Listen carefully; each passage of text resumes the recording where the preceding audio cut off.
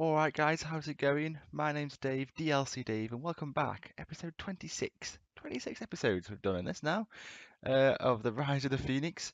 We are playing Aldershot today, and I think you last were with us, the crushing defeat really, against Middlesbrough, where Premier League class really shone through. And since then, we've played a substantial period of games. We're into middle of February now, and we've had must have been something like 8 or 9 games, and I'll show you those right now. So as you can see, I'll run through them fairly quickly. Most of them have been pretty comfortable. One outlier really, you can spot there instantly. But after we followed up that Middlesbrough game with a 3-0 win against Southport, very comfortable victory. Dan Ryder with 2 goals and Josh Hodgkins with the third. We then won 4-1 away at York, a very good victory, as York are one of the better teams in the league. We did certainly took them apart early on. As I think I mentioned in the last episode, that's what we tend to be able to do at the moment. We then beat Wrexham 4-0 in the FA Trophy second round. Certainly a competition that I'm looking at retaining if possible. We also won in the third round recently, so we've got a quarter final to come against Woking. But so I'm hopeful. I'm hopeful that we will at least reach another Wembley appearance. That would be nice. A 2-1 victory over Ebbsfleet, a very late winner. As you can see, everything happened within a couple of about 3 minutes. Goal for Alan Skinner, goal for Jack Powell instantly, and then a red card equally instantly. And then after that, we had to wait another 80 minutes for Adam Elms to pop up with an injury time winner.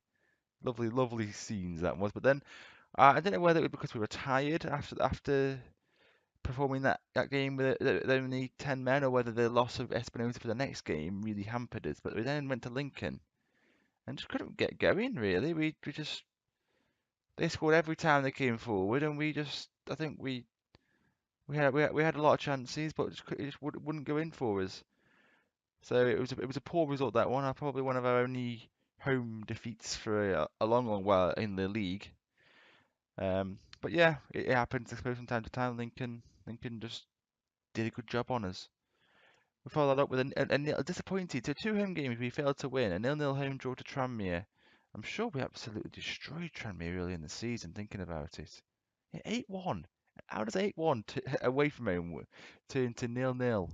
It shows to say sometimes it can just be a little bit of, if strikers are really feeling it one day, they'll put them in, but it certainly wasn't the case that day. But unfortunately we're able to bounce back. We've done it quite well with the recent run of games, scoring 5, 3, 4, and 5 respectively, and not looking in really in any danger of losing any of them. So we're at the game today. We are playing Aldershot, but before I get into the game, we do have just a little bit of transfer news. Now, I think I said before that we were going to get through it and hopefully wouldn't lose anybody. Now, we have actually lost 3 players have actually left the club permanently. So I'll show you those now. Alawali has left the club. He's gone to Birmingham. Now, he's a backup goalkeeper. He has not progressed very well for me. 2-star, potentially 3-star player. And they paid us 550,000, and based on some not very difficult clauses that could reach 1.2 million. I thought it was a fantastic bit of business. I just felt like it's the first time that a bid's come in, and I've thought, yeah, that's more than that player's worth. Fine. The next player was Lane Love, a sad one really. He's been with us since the very beginning, and he's always played very well. But as you can see, his game time has just decreased, particularly last season when I think we had Denison Johnson, and then Gale was the first alternate as he progressed quite well. But he's gone to Blackpool, so he's gone to a division, or at least a division above us. Yeah, they're in the league above us, but as you can see, he's not started out too brilliantly with a 5.8 average rating. I just don't think he's that good. He asked to leave. I was happy to let him go. He's 29 now. We didn't get much of a fee for him. Very little really, just for £4,000. But it was just a case of I felt like we had better, and he wanted to go. I didn't want an unhappy player that I didn't want anyway. So we let him leave. The last player is a player you probably won't heard of, Brandon Fitzgerald. He's someone that I looked at. I just don't think he's ever going to make it in our team, to be honest. So Gillingham came in with an offer. It was not much, but just a little bit of cash, and I thought, well, I don't see him progressing. I might be wrong, but I don't see it, to be honest. I think there is a percentage sell-on clause if he does do okay, but I felt like just getting some money in for him was okay. 'Cause I just don't see him. I certainly don't see him making it in league football, if I'm being honest. That's as low as I rate him. So those are the three that have gone. As you can see, we brought in a little bit of money with that, and it's not something we're desperately in need of. But the other ball, it was just something that I couldn't turn down, to be honest. If I look at his clauses, they didn't do much. So we make a profit on him, whatever. We make 30% of the profit that they sell him for. £35,000 per game for the next 10 league appearances. But I suppose he has got to play. International, maybe. He has to. He is Nigerian, so he could potentially. And 10, so he just needs to play league games for him. They're going to play friendly with us, and they're going to pay us another 200k essentially over the bulk of next year. So yeah, I'm happy with what we're able to bring in. Now, obviously, we haven't brought anybody in, but and the squad is looking a little bit thin. But we're out of the FA Cup now. All we've got is the league games and the FA Trophy. So I don't feel like we really need that extra depth. The only worry is if Bradford got injured because we don't actually have another goalkeeper, even just in the club at all. We have keepers that just keep springing up on match day like this kid, and so yeah, it's not ideal.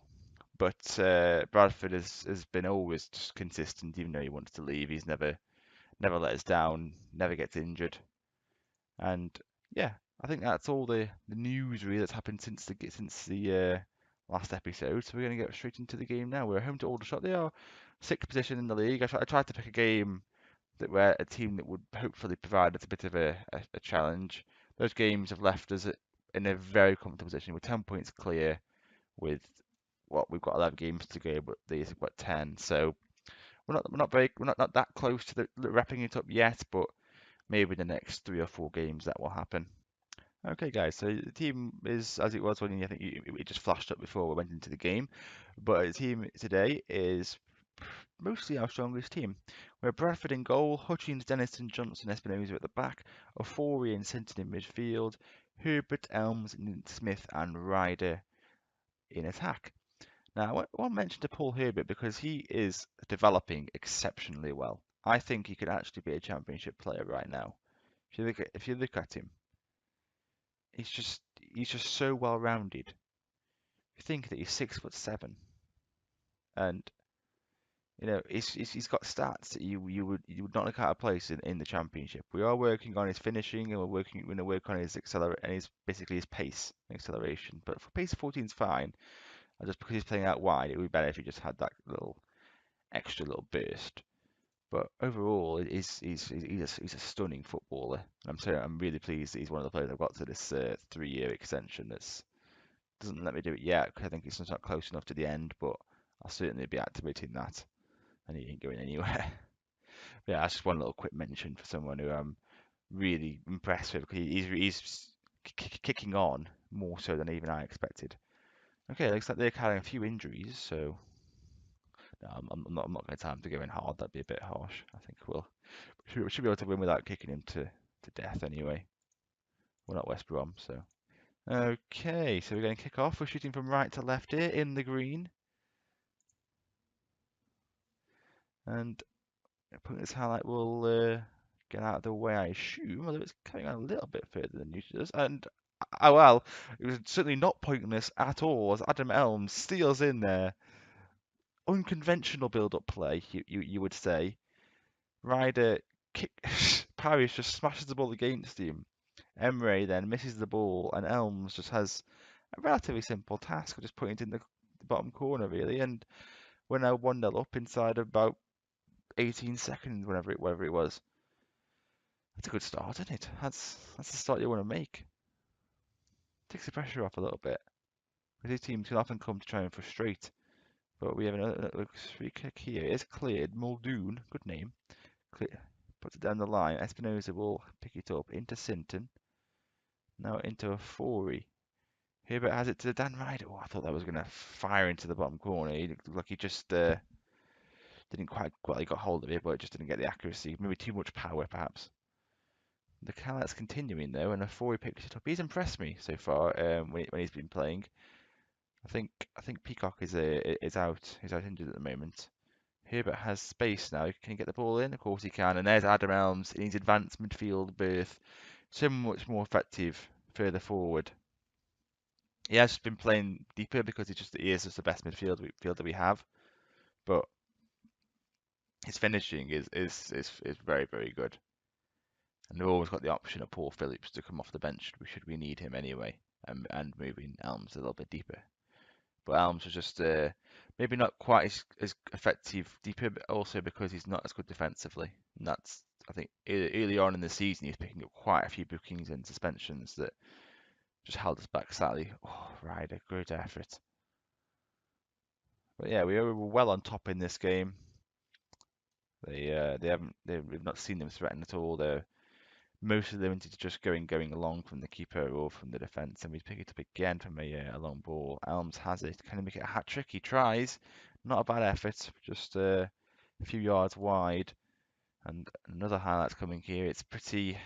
I think, yeah, we're turning on the. Well, we can say we're turning on the style, but not really. Not yet, anyway. But it's a poor clearance, and they're not finding their men with the clearances whatsoever. And we are pushing and pushing and pushing. He's tackled there. Maybe they can now spring a counter. He flicks it on, not really to anybody, and Espinosa will pick it up. It seems to be sensible where he is, and we can now come forward. This looks like it's going to be a goal. Dan Ryder to me. Oh, Lacey. What a. Let's save that one. I thought that was for sure in the back of the net, but oh, he's dropped it there. He dropped the. Yeah, I'm not sure it's going to lead anything. No. Okay. I almost didn't say anything now because I didn't think it was going to anything was going to happen, but it looked like for a second because he dropped the ball. He might have done, but yeah, it's been a thoroughly dominant performance, as I'd expect. Really, we're certainly a level above Aldershot, but it's good to show it. Thinking a few loud comms in a row now. We've been a little bit off and gotten draws, and obviously we lost to Middlesbrough, but that wasn't really too bad. It was just they're better than us. So picking it up again, and we're certainly recycling the ball very, very well. I know when we lose it, we're very quick to get it back. Herbert, oh wow, I was digging up before the game, and wow, like a child. Oh, and there's the red card. You got booked so early on. You got booked after a minute, right? Well, Adam, I mentioned you earlier on as well. I mean, no one else in our team has got a booking, but forward picks up two. Disappointing. Well, certainly limited going forward, but the fact that we've got 2-goal lead be mean we're comfortable. Thinking though that yeah, I think I'm gonna change the away tactic just because you are joking me. We're down to 9 men. Oh God, I've never. Oh, okay. What midfielders do I have on the? I've got Paul Phillips. Well, this is an interesting one, isn't it? Right. I'm gonna bring on Paul Phillips for Smith. So we're on the away system, so we're on the counter anyway. Wow. I'm gonna see how it sort of settles in. I'm gonna try and hope that here it's just a better player than Smith. That's why I've kept him on, and he's more of a physical threat as well. I can't believe that's happened to him. I'm gonna put Sinton more a bit deeper because he's better at tackling, and that seems to be a position that just I can't believe that's happened. 2 red cards in one game. Okay. Well, thank God we got the 2-goal lead. Really. So now it's about getting through this game and not letting them back into it if we can. But 9 men is just a completely different kettle of fish.